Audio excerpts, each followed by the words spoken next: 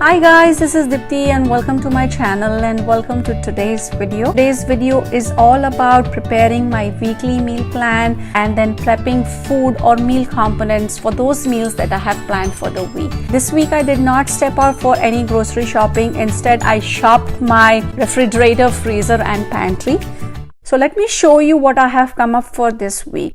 But in all fairness, let me tell you that this video is a re-edited version of my very first meal planning and prepping video. I'm a little under weather and can't muster enough energy to record a new video. Hopefully I will be back in the groove soon. Till the new video comes out, enjoy this one. I started my meal prep by making the dough for methi parathas. I measured out about 4 cups of whole wheat flour or atta, to which I added about 4 teaspoons of olive oil.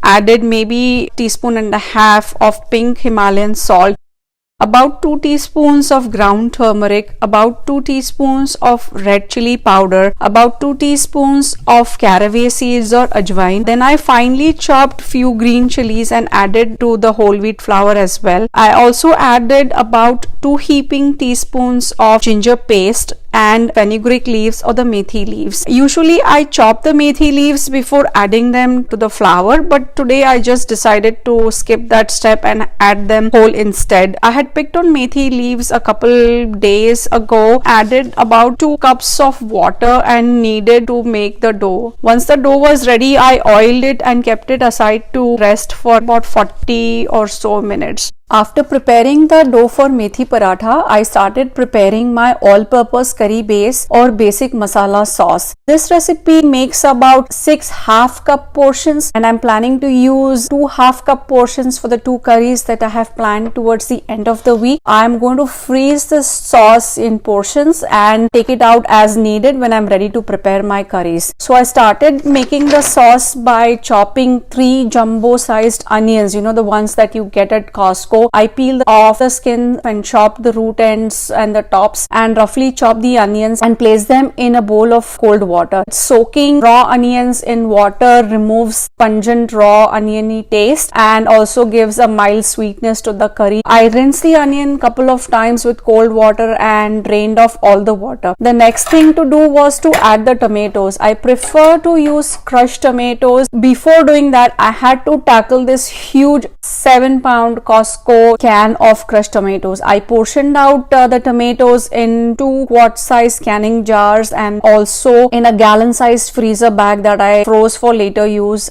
I don't have a particular recipe for making this masala. The general guidelines I follow are add tomatoes to onions followed by oil and different spices. I like to add ginger paste, dry spices like turmeric powder, red chili powder, cumin seeds, coriander powder and garlic paste, and I also love to add coriander stems. Typically the stems get discarded, but I think that the stems do have a mild coriander flavor, so I make it a point to add them to all the gravies that I make, generous seasoning of salt and pressure cook it for about 4 or 5 whistles. While the masala mixture was getting cooked, I started preparing parathas. Roll the dough into a log shape and then cut it in half, and then each half I quarter it further, get equal shaped balls. I got 16 roughly equal shaped paratha dough balls and then I started making the parathas. My original plan was to cook the parathas and then freeze them, but at the last minute I just decided to roll them out and freeze them raw. So I stacked the raw parathas top of each other and I placed a plastic sheet square between each of the parathas. I made these plastic sheet squares using the leftover empty cereal bags. By the time I was halfway through making the parathas, it was time for the pressure cooked masala to be pureed. I made sure that the pressure had released naturally and completely before opening the lid of the pressure pan. Then using a handheld blender, I thoroughly blended the masala to almost a silken smooth consistency. Then started reducing it even further. Started preparing the remaining parathas, and as I started making them, I started stacking them and putting it in a container only to realize that everything is not going to fit in, and then I transferred the entire pile of parathas from the container to a Ziploc bag and froze it in the freezer. I started preparing veggies. So I tackled a small head of cabbage. Once that was done, I placed the shredded cabbage in a container lined with paper towel. Then I started tackling the small wedge of pumpkin. So I removed the outer rind. There were a few mushy spots, so I chopped them off and cut it into cubes as uniformly as possible. Then I placed these in container lined with paper towel. I thought I was done prepping the veggies for this week, only to realize that there was this big giant Costco size onion sitting on my counter staring at me. Without wasting any more time, I quickly tackled it as well. I peeled, chopped and put it in its container. Dinner time was upon us and I was ready to bake the dinner rolls, which I had defrosted before starting today's meal prep. I had prepared and frozen these rolls a couple weeks earlier, and now that they were defrosted and had their second rise, they were ready to go in a preheated oven for baking. While the bread was baking in the oven, I went to see how my masala was doing. As you can see, my pressure pan and stove are a hot mess, but masala looked really good. It had reduced to the perfect consistency that I was looking for. Once it cools, it will reduce even further, so I was happy with the state that it was in, but not very happy with the state of my stove and the grate. So I spent some time cleaning it up, making it neat and tidy before proceeding to make the potato mixture for dabeli. I followed the instructions on the back of dabeli masala box to make this potato mixture. I continued to mix and mash the potato mixture till it reached the desired consistency, and then did a final taste test. Then I gathered the potato mixture along with the different toppings and the freshly baked bread rolls for assembling dabeli together. The bread rolls were just perfectly baked. They were soft as pillow and I could have eaten them just by themselves, but I had to make dabeli out of them. I assembled the dabeli as quickly as I could because the kids were really hungry and they were just waiting for me to get dabelis on the plate. By the time our dinner was done, the masala had cooled completely. I portioned out about half a cup of masala in silicone ice cube trays and muffin containers, tapping them in between few times to remove any air pockets. After scraping all the last precious bits and drops of masala from the pan into these ice cube trays, I transferred them into the freezer.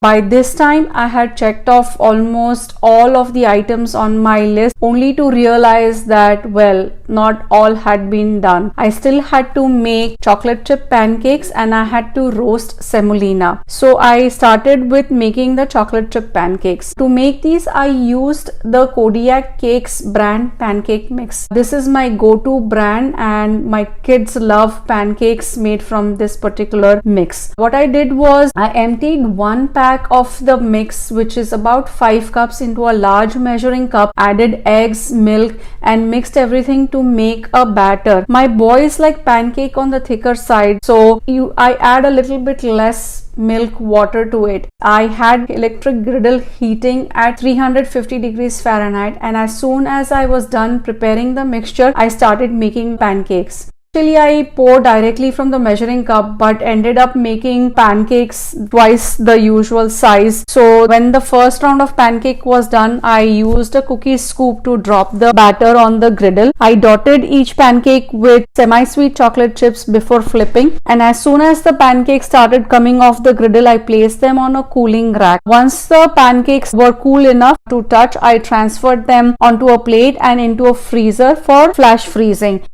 With pancakes out of the way, I started on the last task of my meal prep list. I was really excited to get semolina roasted so that I could go and check off my meal prep list and have those beautiful check marks against the things that I had to do. Anyway, I digress. So what I did was I roasted about 2 cups of semolina in about 2 tablespoons of homemade ghee on low-medium heat. I continuously mixed and stirred semolina until it turned golden brown in color, a very light golden brown, not like a deep golden brown, a very light golden brown color, and it became fragrant. It took me about 7 minutes to roast 2 cups of semolina. I'm planning to use this semolina for making pan-fried appe, which is one of my husband's favorite savory snack / breakfast meal to eat. My kids are not big fan of appe, but they do eat it. So while all the food prep on my meal prep to-do list was done, two small tasks were still remaining that I had to push for the next day. Namely because the food was still warm and I couldn't really transfer it into the Ziploc containers. So the first one was the masala cubes. The masala had not frozen completely, so I couldn't take the masala cubes out from the tray and put it in the Ziploc bag. So I decided to do that the next day, and so was the case with semolina.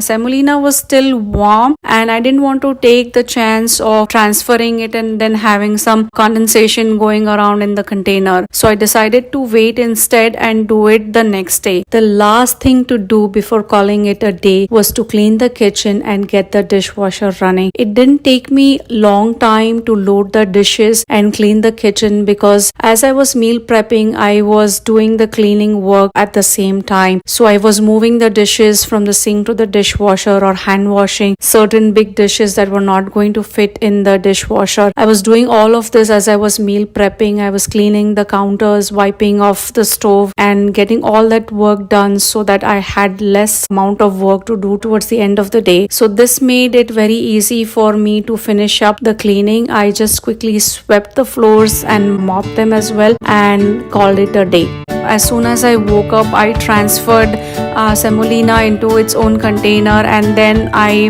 uncubed the masala. It took all about 5 minutes or maybe 10 minutes to do the transferring and moving everything back to the freezer for the upcoming weeks. So let's take a quick look at what are all the things that I made. I made the methi parathas and froze them.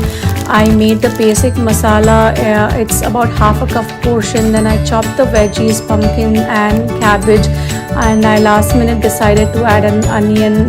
Got that done. I have the roasted semolina ready for the upcoming week. Then I have frozen crushed tomatoes, that I portioned from the big jumbo giant can. And finally the pancakes. Made about 18 pancakes in all and all were ready to go for the next week. Thank you so much for sticking around and watching this video. If you like this video, do give it a big thumbs up and don't forget to subscribe to my channel. I hope to see you around. Take care. Bye.